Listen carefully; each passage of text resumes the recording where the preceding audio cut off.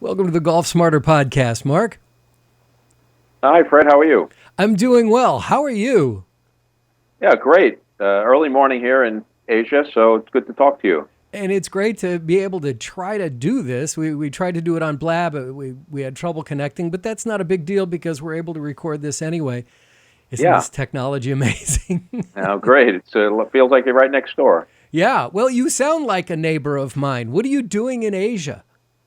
Oh, long story, but came out here to work in the computer chip manufacturing business and retired 10 years ago to Thailand. Just enjoying life here. So you moved out there to Thailand for this, or you retired to Thailand? I retired to Thailand. I moved out about 25 years ago to Japan, then spent time in Singapore, and came here 10 years ago. Where did you grow up? Grew up in New York. How about yourself? Los Angeles. Los Angeles, and other end of the country. Yeah, well, not the other end of the world, just the other end of the country. And what drew you in the first place to go to Asia?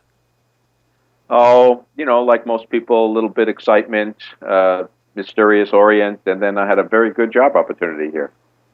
And you just never left. Life is wonderful. Yeah, it seemed like I was fit in right away, enjoyed it, liked the culture, liked the lifestyle. It's a great place to live. I got a chance to go to Thailand back in 2007 and did a show, played Blue Canyon Country Club while I was there. Oh, and we did a show on it. And actually, it was episode number 78 back in June of 2007 on Blue Canyon Country Club. And I love Thailand. When I left, I was like, okay, of all the places we vacation, there's a place I'd go back to in a heartbeat. Yeah, the same thing happened to me. I came here when I first moved out to Asia. I liked it so much. One day I knew I had to live here. So it wasn't for work. I just retired here. It's nice. The lifestyle is incredible. Once you come out, it's hard to leave. Yeah, yeah. And are you made to feel like an outsider? Are you comfortable? I'm sure you speak the language. The strange thing about it here, which is a lot different from any other place in Asia, is that people are happy that other people are visiting them, so they take them in as their guests right from day one. Mm-hmm. That's probably what you felt at Blue Canyon when you went. It just feels like home. It doesn't feel like you're in a foreign country, but you're not treated like a foreigner. You're treated just as one of the family from the beginning, and that's a nice way to live. That's for sure. That was part of what I loved about the country is Thailand is, they've not really been at war. They've been occupied, but they've not really been colonized. Wait, they were colonized, but they were not war. It just felt like they'll love everybody. There's no animosity towards the white folk. And, not like we're in Vietnam. It's called the American War. No. Some people say it's Switzerland of Asia that's never been colonized. They don't take sides on anything. There's constantly things going on, but problems are never faced directly. So you never go to war. It's open to everyone. So that's a kind of nice way of looking at the world these days, especially these days. Yeah, exactly. Is the golf industry thriving in Asia right now? Golf is definitely growing. It's a really new sport in Asia. It's only about 20, 25 years old. In fact, Blue Canyon, when you came, was the first golf course in Thailand to kind of hold an international event, and that's what people kind of started the golf boom. So it's only, from the mid-'90s till now, basically, that golf is started, and now the middle class is growing fast as opposed to other Western countries. The people have a lot more disposable income, and golf is becoming a popular pastime, just like it used to be in the United States. So it's growing. I mean, every year there's more courses, more golfers, and more places to play. Isn't that fabulous? I really did love Thailand. The course at Blue Canyon Country Club. There was a lot of plaques and things around there to remind you of Tiger Woods, who had played there before, and his mother being from Thailand, so he's got that in his DNA. So he was a superstar Yeah, I mean, he holds the course record as an amateur still, and he beat Ernie Els in like the most spectacular comeback ever. He was down like 7 shots going into the last round. He like eagled the last two of the three holes and won the tournament by one. It's just, go back, take a look at YouTube footage of it. It's still one of the greatest comebacks in any PGA event. And Tiger was not known for comebacks. Yeah, exactly. That was one of the few times he wasn't winning the whole way, wire to wire. Yeah. So it's great. It's yeah, I mean, it's nice to be here, and hopefully he'll come back and start playing again. Maybe make another. Yeah. Well, now great. I want to see Nikanti, and we'll talk about that in a second. That's really why I wanted to talk to you in the first place. But I have so many questions about golf in Asia. Thailand seems to be. You're saying that Thailand seems to be growing. Golf is getting more and more popular in Thailand. But I'm sure that you cover other countries in the Asia area as well, do you? Yeah, we kind of cover anywhere in Southeast Asia. So Thailand, Vietnam, Cambodia, Myanmar, Laos, Indonesia, Singapore, and Malaysia. Anything south of China, basically. And how is golf doing in the other countries as well? Yeah, it's growing, particularly in Vietnam. The other countries are much newer. So like Vietnam has about 40 courses. Now there's 40 courses in construction and another 40 courses planned yet to be started. So, wow, that's like a tripling of golf within 5 years. Can you imagine any place like that? Well, the United States was like that after Tiger got hot, right? And then then when Tiger didn't, when he fell from grace, it stopped. Yeah, hopefully, this is just the boom will go and we'll get some new stars. The Asian golfers are becoming a lot more popular, and you can, like the ladies, pretty much dominate the tour. Yeah, and mostly they're coming from Korea, though, right? Korea, yeah, about half Korean. And the good thing about Southeast Asia is the weather's warm all year round. So Koreans come over here and train in the winter. Chinese people, there's a big shortage of golf courses there, are starting to come here in large numbers. And but on the other hand, the Americans kind of don't know much about golf in Asia. It's still kind of more known for the beaches or backpacking as opposed to golf. Well, again, I was there end of May, beginning of June, and I remember it being very warm, very humid, which, being a California boy, I am not used to humidity. I can play in 95-degree weather in Arizona, but boy, the humidity, it really drains me. Yeah, it's maybe very similar to South Florida, the weather. Mm-hmm. So, and the same seasons. May, June is the hottest time of the year, and then it gets a little cooler when the summer wears on, and then the fall and winter is beautiful. So from around November to March is more like the drier, cooler weather that you like in Los Angeles. Tell me about golfasia.com. Well, we're a golf tour operator. We package golf tours for visitors coming in from overseas. Most of the people that come here that we take care of are Australian and European. And they travel to Asia 10, 15 days trips, usually in groups like 4 to 20 people. Play golf maybe every second day, do some sightseeing, beach, relaxing, shopping, dining in between. And we handle it from wire to wire, from the inception of the trip all the way through the return back home. Seems to be, a growing area. People like it. The service we can provide at the price we charge is much higher quality than what people are used to getting in Europe or Caribbean or Mexico, domestically in the U.S., things like that. Well, I know that the beauty of podcasting is that it's global. So unlike, a radio station where you're regional or maybe even syndicated, but I know that Golf Smarter has a large following in Australia. Excellent. And it has for a long time. And boy, maybe we should talk about putting a trip together to Thailand for a couple of golf courses. We can come out and play Nikanti and we'll do a Golf Smarter trip because back in 2009, we did a Golf Smarter trip to Prague and played golf for a weekend with a dozen people. That was pretty awesome. So maybe we should come to Thailand. Yeah, why don't we do that? Let's plan on that. Talk about about putting a trip together. Sure. That'd be way too much fun. You maybe play Nikanti, a couple of the other new courses, maybe see Black Mountain where they have a European Tour event each spring at, and I think really refresh all the good memories you have, and even add to them.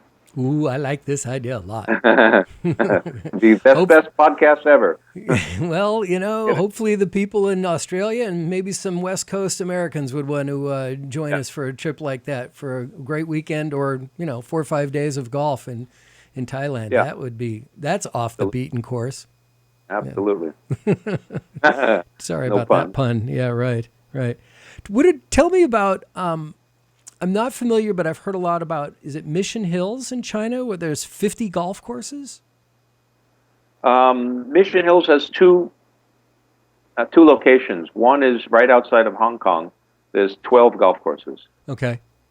And then there's a new Mission Hills, which is in a island called Hainan Island in the south of China, and there's 10 golf courses there. So Mission Hills has 22 golf courses in two different locations. Okay. They're about an hour's flight apart. Okay, and the courses were all designed by high-profile tour players and designers? They had one design firm, Smith Curley from Arizona, do all 22 courses, and they got the Golf Pro to come give inputs on all the courses. So they have a named designer of each course who is a touring pro who they basically paid to come advise on what type of course, style, layout that he or she liked, and then they built it to their spec. Okay, all right. And how's that group doing? Yeah, they're really good. The original Mission Hills, outside of Hong Kong, is now about 20 years old. So it's quite good and very popular with domestic people in Asia. Quite a few Americans go there as well. It's easy to get to, just drive across the border from Hong Kong. The newer one in Hainan Island is only about 5 years old, and that one has a lot of room to grow. Actually, the one on the island is nicer than the one near Hong Kong, but it's a little harder to get to. Probably a little more expensive too. It's more like a resort rather than a city golf location. And is there an attempt to make golf available to the masses in Asia, or is it pretty expensive and for the elite? Depends on which country. China, for example, Vietnam, there's only private courses that are green fees run around $150 and on up. So it really, for Asian people, that's unaffordable for the masses. But you have countries like Thailand or Malaysia. There's a lot of municipal courses that are built by the government, by the army, by the different local townships, and the green fees at those courses start at like $10 to $15. So it's very analogous to like the U.S. So for beginners or newcomers, it's very easy for people to get into the sport without big investment. In some countries, other countries, it's very exclusive. So it's kind of runs the gamut. And these are all public courses, though? They're semi-private or public. So they have memberships, but... Right. Yeah, they have memberships, but they allow visitor play also. Okay. So there's both. So it's quite analogous to the United States in that each township has municipal courses that you can play, for reasonable prices. They may not be the best or most exclusive tracks, but it's an easy way and good way to start the game. And then as you progress, you can move into more private, higher quality courses at the same time. What part of Thailand are you based in? I'm in Bangkok. You're in the big city. And how easy is it for you to get to other countries to go play? And do you have a country of preference to go play golf? I go to Vietnam about once a month to play golf and run our business there as well. Mainly go to Da Nang because it's about a 1 hour flight from Bangkok directly east. And there's golf in Da Nang. It's probably the most nicest destination in Asia for golf at this point. Even nicer than Thailand, if you can imagine that. We'll have to do it on the Golf Smarter trip. Yeah, and when the Golf Smarter adventure, the Asian Golf Smarter adventure, where what is it about that's going on there in Da Nang that you like so much? They have very good infrastructure for tourism. All the golf courses are links courses on the ocean, and everything's brand new. So the quality of construction, the availability, and the attention service level is excellent. It's very, very hard to find another place like that. Do you think that Americans generally have a preconception of what it's like in Vietnam, and it holds them back from coming, or are we beyond that? Pretty much beyond that. We do a lot of trips for Americans that actually want to close a chapter in their life. So we actually bring them back, use golf as a vehicle, and bring them back to some of the places they were when they were younger. Wow. And it's a bit bittersweet. Most of them break down crying and quite emotional, but they're glad that they actually, what they're in their mind, what they remember doesn't exist anymore.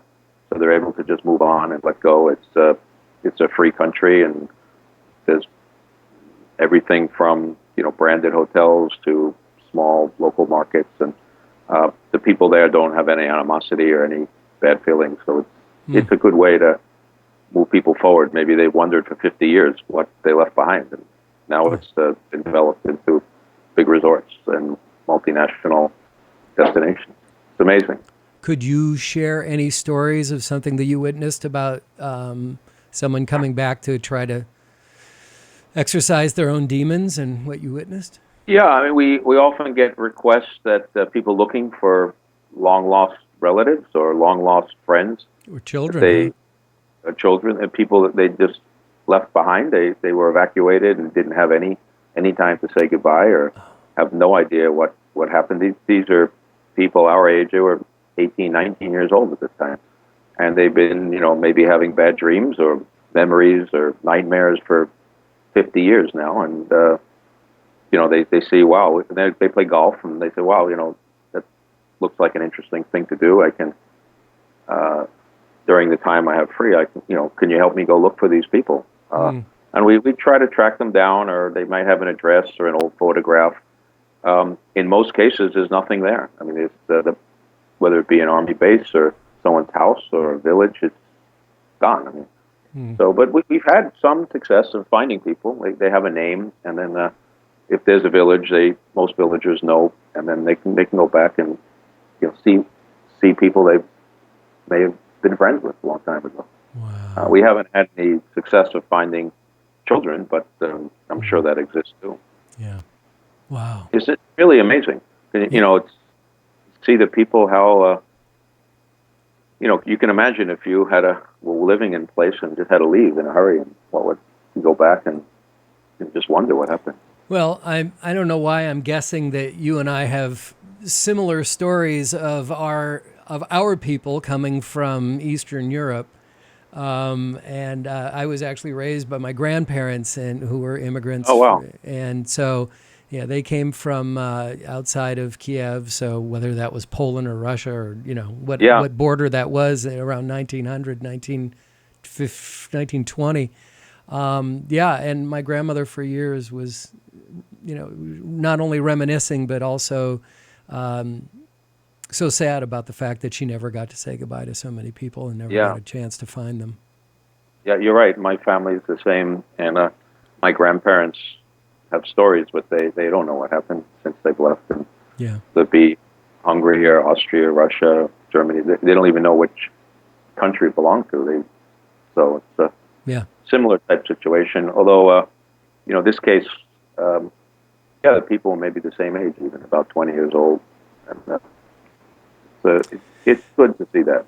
Yeah, well, the other thing is that the people from the U.S. going there, they could be transplants from that area, but I would think that a lot of people that are going there that you're dealing with who went there not volunteering to go there. It's not like our families that were born there. These are people that went there not of their own free will. They were drafted to go there.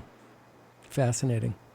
We do have actually a lot of overseas Vietnamese people from Southern California that travel regularly to Vietnam to play golf, but really? Yeah, a lot.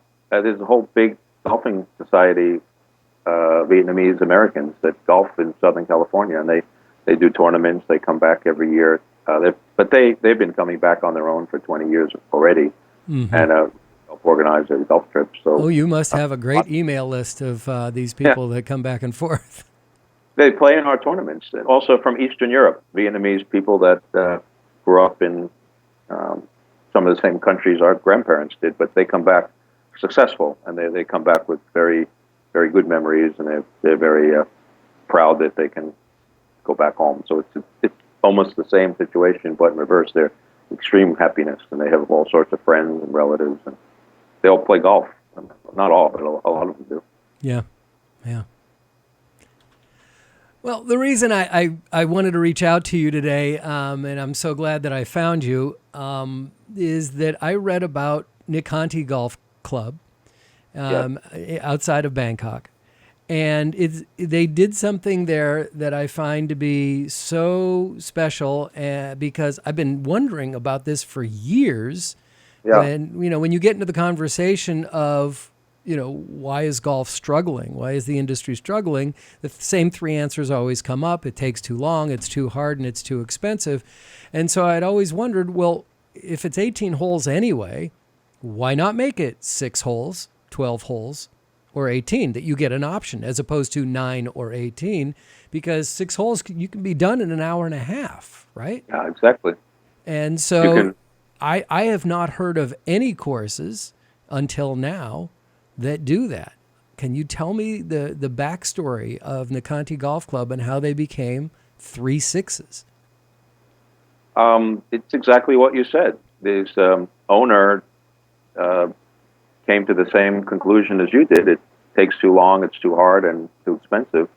So, they're building 18 holes anyway, so they gave the design brief to the architect to build 3 6-hole loops. And they run, not only does it, allow for like 12-hole tournaments, you can play front and back, 6 holes each. Also, all 3 9s have 2 par 3s, 2 par 4s, and 2 par 5s. That's so it's awesome. A regulation par 72 hole. Par 72 golf course. Anybody can play 18 holes and still, hit about 7,000 yards, par 72. And it doesn't matter which of the 2 3 9s 2 of the 3 6s you play. So how do they do that timing wise? You can play. You can say, today I want to play the first 6, or I want to play the middle 6. Yeah, because on top of that, on the weekends they're very busy. They do 3-way starts.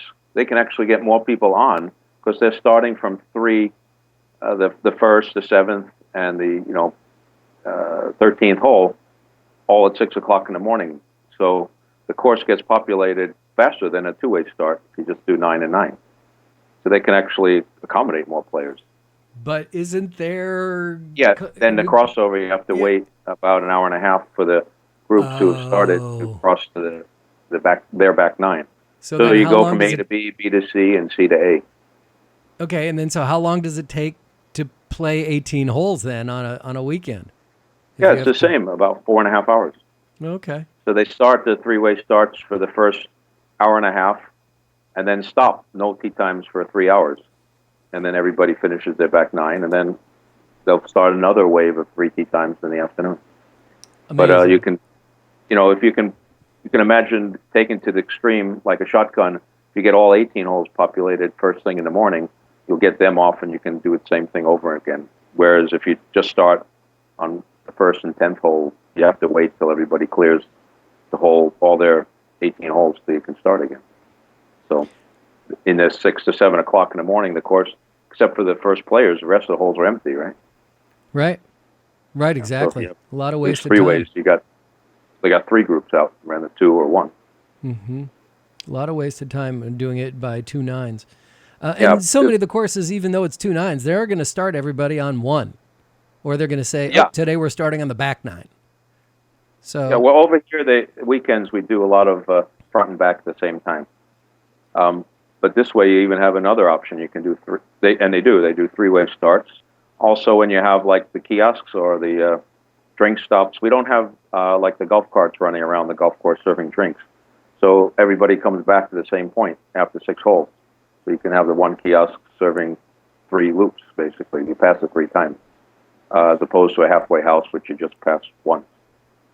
Well, the other thing that happens for 9-hole tracks or 18-hole tracks that are 2 9s is, 1, 9, and 18 all are around the clubhouse, right? Yeah. So they go out, they come back, or they circle around, however. So how did they work it out in a Conte? Are you back at the clubhouse at 1, 6, what is it, 12 and 18? Yeah, it goes in 3 circles in 3 different directions. So you go out and back just like a 9, but it's 6. Okay. And you're back to the clubhouse after 6. You're back to the clubhouse again after 13, and you're back at 18. And how many tee boxes you have at each hole? Are you just standard? It's the same. Yeah, it's 4 tee boxes, and they use 3 at a time. On the weekends, they move the normal tees forward a little bit to make it a little shorter, play faster. Tell me more about the golf course architect who designed the course and the challenges they had to come up with something like this. There's one golf course architect here called Pirappan Namitra. He owns a company called Golf East. He grew up in San Diego, actually, and went to the PGA school there. And he's done quite a few of the local design courses in Thailand. He has his own construction design company. And he designed Nikanti and built it along with quite a few others in the country. So that was pretty good already. And they had talked a long, long time about this 3 6-hole loop concept, just like what you mentioned. I think even Jack Nicklaus or someone suggested it 30 years ago or something, right? The concept's been around, but no one's ever done anything with it. Right, like it makes total sense. Maybe someone built a 12-hole golf course, but you see, for us purists, right? We don't really want to play 12 holes, but that's okay because there's 18, and we don't care whether it's in 3 6-hole loops or 2 9-hole loops. Yeah, well, listen, stuff, right? Maui Country Club is a 9-hole course with 2 sets of tee boxes. So yeah, I mean, so it kind of serves every purpose. You still can play 18 holes, and most people do. But if you're just starting out, or if you only have like 3 hours in the afternoon, you get off work maybe 2 o'clock, and you still want to get in a little competition, you can play 12 holes front and back, and it's fine. I mean, you don't have to. You're back to the clubhouse, so you don't have to walk or drive a long way, and you can make the round that much shorter, have that much more fun, and have whatever option you want. You play 6, 12, or 18. Well, if you belong to a country club, I mean, I remember talking to someone on the show about, I guess when you're at a country club, you can play as much golf as you want. And he said, oh, no, the beauty of being a member of a private club is you can play as little as you want. Yeah, as little. As little as what, right? So here's the option for us to be able to do that. And do they have metrics, statistics on how many people are going out and playing the full 18 versus 6 or 12? I'm sure they do. I don't really. It's a new course, so it's only been open about a year. Okay. So I'm not. I don't know how much you get, but they definitely keep track of who's playing how many holes. And what's the sense that you get from that they're selling a lot of one or the other, The sense is that just what you mentioned before. I think for the newcomers, people who don't have that much time, in other words, people that are here locally, they probably that appeals to them a lot. But for visitors coming from overseas, they're like all of our clients, they're playing full 18 holes all the time.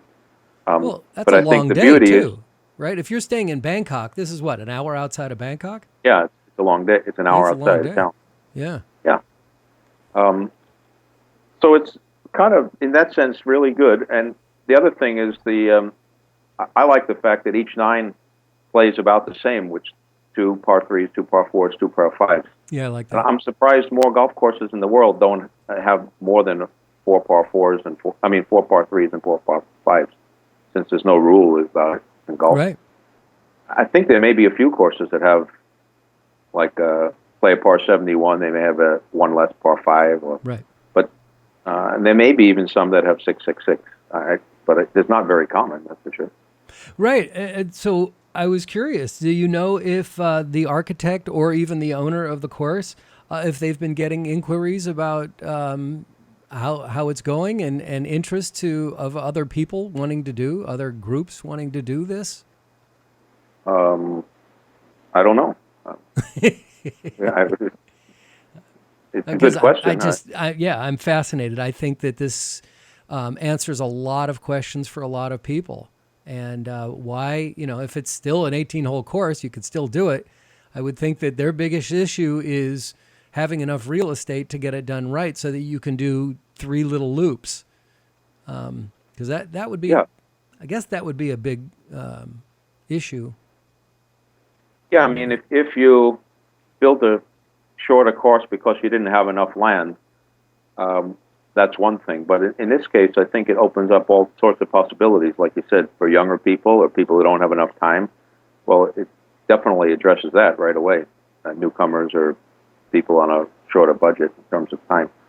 In terms of land, it's the same whether you build 3 6-hole loops or 2 9-hole loops.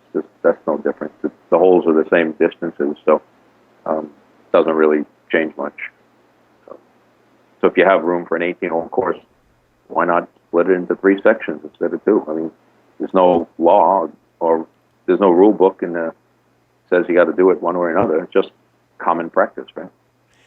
So when you are booking these tours, are you getting a lot of requests for this course, or because people are probably just going to come out and play 18, they don't even know about it, or do you suggest it? I mean, what do you? Yeah, we suggest it. We put it in a lot of our packages for people who don't ask, and they're just like you. When they go out and see it and hear about it, they think it's the best thing in the world. They can't believe other people haven't done it, or they've heard about it, but they're so proud to play.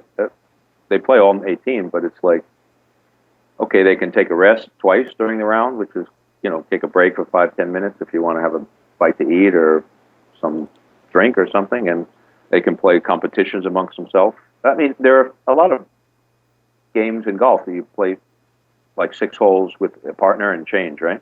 Right. So, I mean, that lends itself pretty naturally. Yeah, So, yeah. Well, I mean, golfers love to brag about where they've played. yeah. Right? They love to talk about travel. They love to travel. They love to go to unique places. They love to go to different places because they want to bring back stories and souvenirs. Well, to me, this is like high on the list for both. Yeah, I played this course in Thailand. That's 3 6s. What? I just think that would be so special to put on your bucket list. There's more to the golf course. The 3 6s is one thing, but they have an all-inclusive concept. First of all, there's no members. There is no. They don't take members. They say they have about 50 million members. Anybody with a Visa card is a member. Just pay. Okay. So that's one. Second is the price you pay includes golf, 18 holes, caddy, private caddy, golf cart, private golf cart, 2 meals, one before the round, one after the round, and all your food and drinks on the course too. You don't pay for anything. Wow. Yeah, so that's the other thing. What's it cost for 18 holes? It's about $200. That's unbelievably reasonable. Yeah. Yeah, that includes 2 meals and drinks and a caddy and a cart. So that's the other concept. I haven't seen any public courses come up with all inclusive. They don't take cash. They just pay and that's it. Your day is done. So but you're still actually popping $100 to your caddy at the end of the round, I would think. More like 10. Oh, is that right? Yeah, not $100. But in principle, the price includes the caddy tip. But you might give the caddy $10 more. It's included already. Is it all women caddies? All women. So that's a Thai thing, isn't it? Or is that all over Asia? Country by country, it's a little different. Thailand is ladies. Vietnam is all ladies. Malaysia is some, of course, no caddies, and most of them are men. Indonesia is all ladies. It's a bit different. A lot of Asian countries, they have a big service component. And the caddies are not really caddies. You know, in Blue Canyon, they're probably more like playing assistants. It's like having a secretary for the day. A four caddy. So it's more like not reading the greens. It's just taking your bags and here's your club that you want. It's more like if you hit a bad shot, to say, don't worry about it. Try another one. You'll have a. They're there to make sure you have a good time. That's why it's women. Yeah, exactly. It's hard to get angry. But I they can remember read the this. greens. They can help you select the clubs, but they're not PGA caddies. They're there to make sure you enjoy yourself. They might, wipe the sweat off your brow. They may hand you a cold drink, tell you to calm down if you're getting a little angry, tell you a joke or something like that. Take a picture with you to send home to your family to show them what you're doing. Stuff like that. A lot more than a caddy. Awesome. But it's great. It's a good concept. It's a great concept, and I loved hearing about it, Mark. I really appreciate you sharing this with us. This has been phenomenal. Yeah. And again, it's golfasia.com. If people, I'll get more information from you, and we'll put it in today's show notes. And maybe someday we'll be able to do a Golf Smarter adventure to the Far East. Well, let's make a plan for that. That'd be great, Fred. Yeah, thanks.